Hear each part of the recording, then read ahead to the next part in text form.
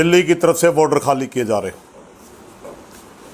इसका थोड़ा सा आप समझिए इस बात को। हमारे को लगातार मीडिया के द्वारा दोषी बनाया जा रहा था लगातार 11 महीने से कि किसान बॉर्डर रोक के बैठे। सुप्रीम कोर्ट में भी हमारे खिलाफ एक PIL दाखिल की गई। वहाँ हमारे वकीलों ने जवाब दिया कि हमने बॉर्डर खाली छोड़ रखे, हमने रोक नहीं रखे। तो उसका एक गेम बना करके स्टेट गवर्नमेंट ने जवाब देना है। हमारी हरियाणा सरकार की कमेटी बन रही है, उसने जवाब देना है। वो इस किस्म का एक माहौल बना रहे हैं कि जैसे बॉर्डर खाली करके कोई अलग तरह की स्थिति हो। साथियों, इसमें सबसे पहले मैं आपसे एक प्रार्थना करना चाहूँगा। इसमें पहली बात तो डरने की ज़रूरत नहीं है। यहाँ ऐसी कोई स्थिति नहीं है जिसे इमरजेंसी जैसी हालत कही जाए, मगर ये भी एक सच्चाई है कि बॉर्डरों के ऊपर किसान की संख्या भी सम्मानजनक होनी चाहिए। जी, जो साथी काम से निपट चुके हैं, हमारी उनसे प्रार्थना बॉर्डरों के ऊपर संख्या बढ़ाइए, मगर भय में आने की ज़रूरत नहीं है। हम अभी सिंगू बॉर्डर पर, यहाँ कोई ऐसी एक्टिविटी नहीं है। रात को टिकरी की जो बात हुई थी, टिकरी में बात हुई थी मात्र 5 फुट का रास्ता खोलने की, वो उसको थोड़ा सा ज़्यादा करने लग गए।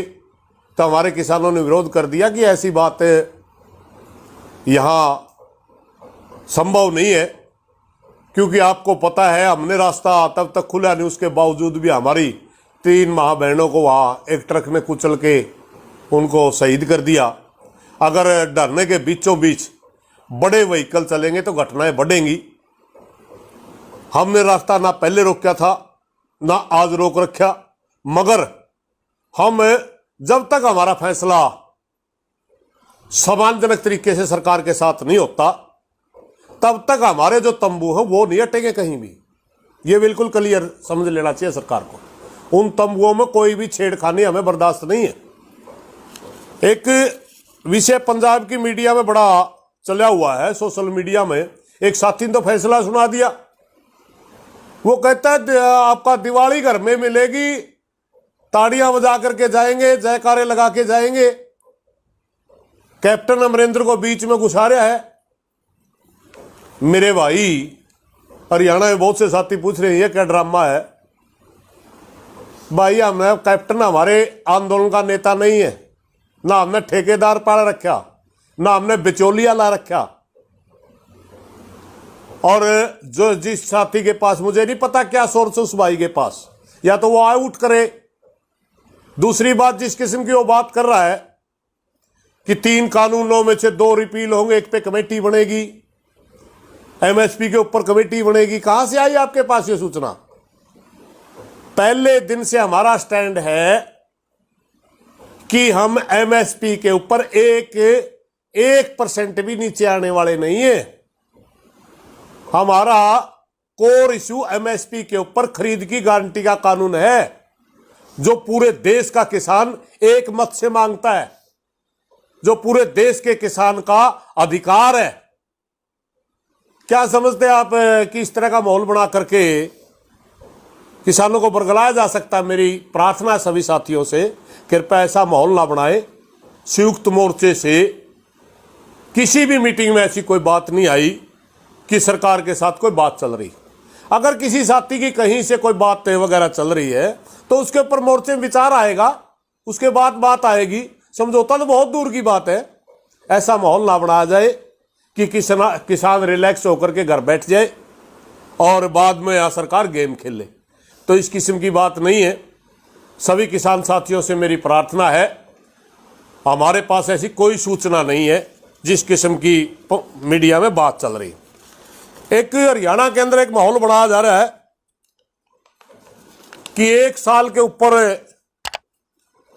आंदोलन का कुछ होना चाहिए। हाँ, हम भी चाहते हैं आंदोलन मजबूती पकड़े, हम भी चाहते हैं कोई अच्छे एक्शन हो, मगर एक्शन के नाम पर हम किसी भी तरह के इस आंदोलन को बिखेरना नहीं चाहते। साथियों, बहुत से साथी एक बात का बतंगड़ बनाने वाली बात करते हैं किसी ने अगर पंजाब का चुनाव लड़ना लड़ सकता है जाकर के, उत्तर प्रदेश का चुनाव लड़ना लड़ सकता है जाकर के।